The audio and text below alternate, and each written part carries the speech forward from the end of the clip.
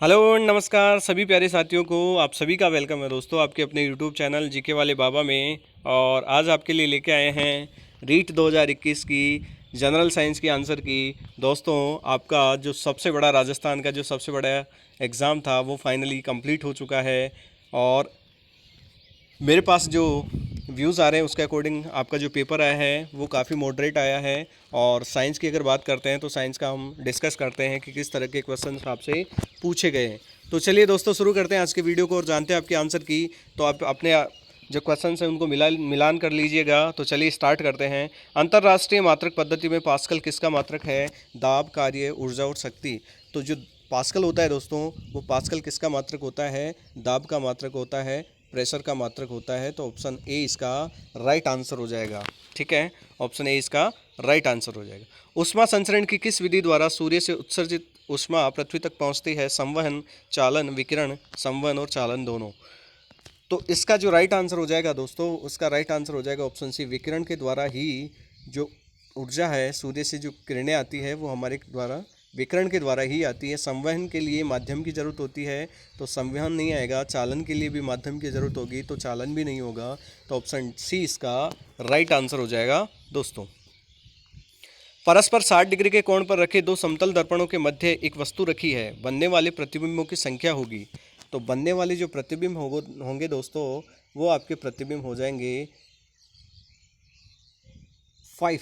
तो option C इसका right answer हो जाएगा। ऑप्शन सी इसका राइट आंसर हो जाएगा। अगर आपको जब भी निकालना हो कि कितने इसमें प्रतिबिंब बनेंगे तो 360/60 -1, तो इसका राइट आंसर आपके पास में निकल जाएगा।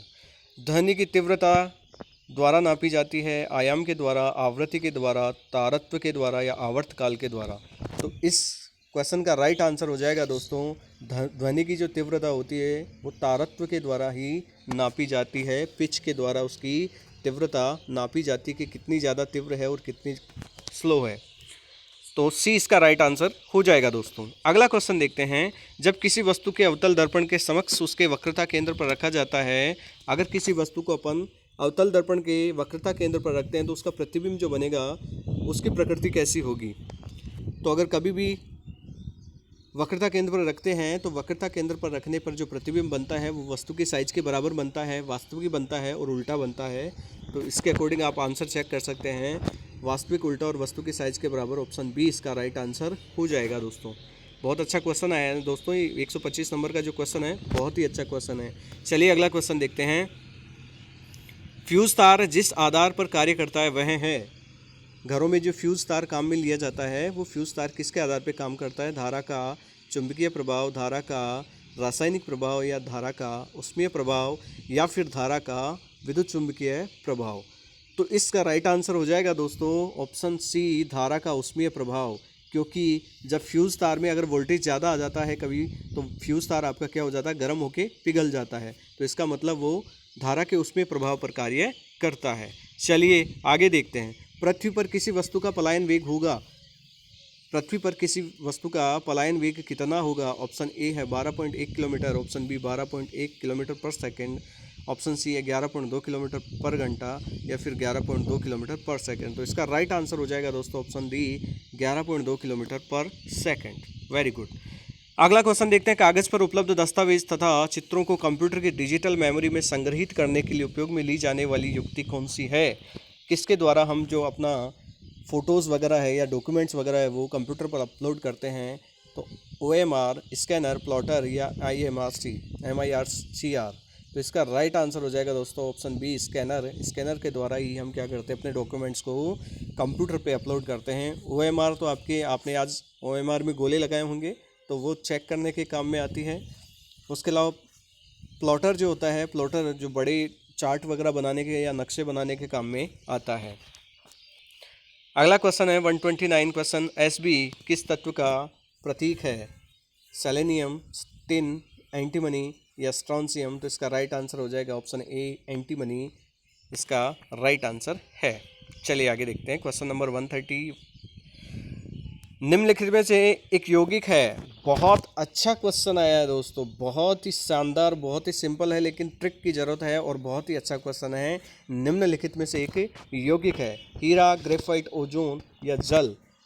देखिए हीरा जो होता है कार्बन का अपरूप होता है, ग्रेफाइट भी कार्बन का अपरूप है, ओजोन जो है ऑक्सीजन का एक अपरूप है, जबकि जो जल है, जल आपका हाइड्रोजन और ऑक्सीजन से मिलके बना है। बाकी जो तीनों हैं ये एक ही पदार्थ से, जैसे हीरा जो होता है कार्बन होता है, कार्बन ग्रेफाइट में भी कार्बन होता है, और ओजोन में केवल ऑक्सीजन होता है, इसमें केवल कार्बन, इसमें केवल कार्बन। लेकिन जो जल होता है, जल में हाइड्रोजन भी है और ऑक्सीजन भी है। इस वजह से आपका ऑप्शन डी राइट आंसर हो जाएगा। बहुत शानदार क्वेश्चन आया दोस्तों।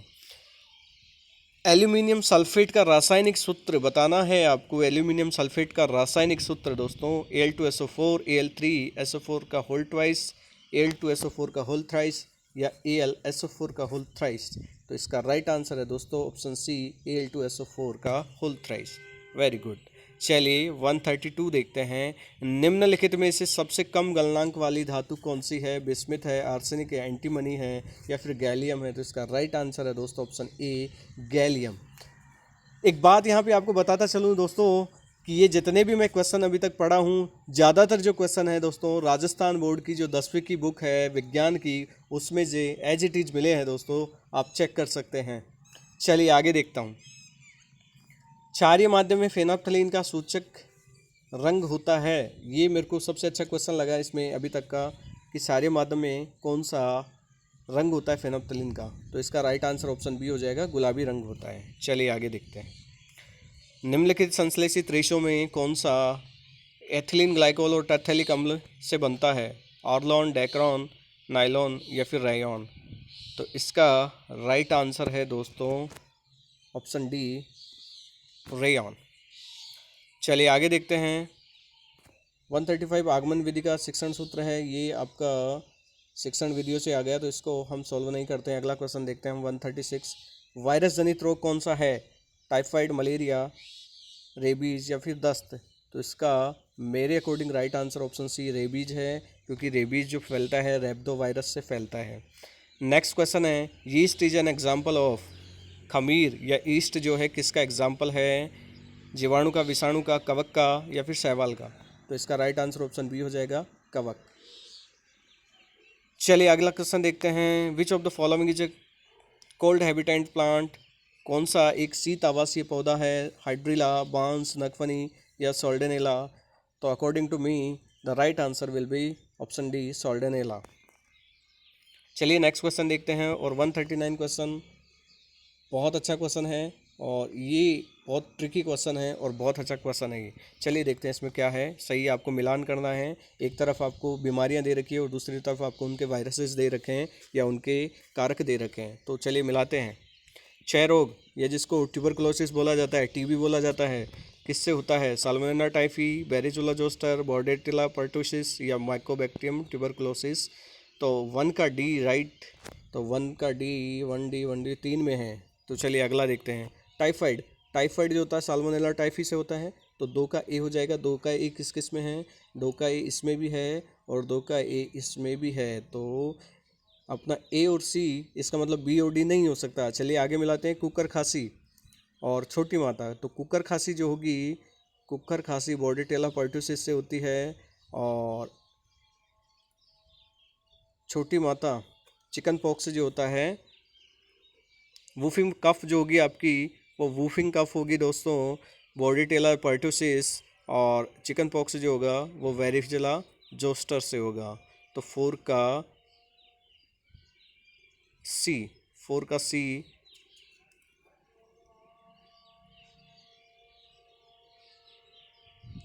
3 का सी, 3 का सी किस में है?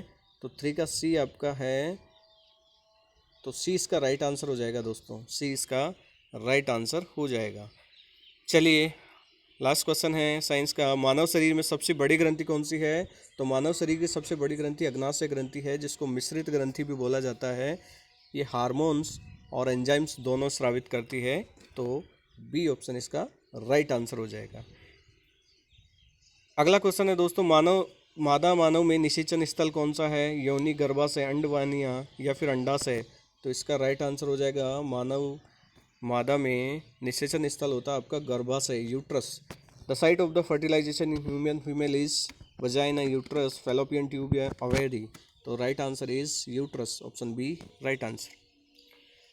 Most common mode of asexual reproduction in hydra, hydra में असामान्य अलैंगिक जनन का प्रकार कौन सा है?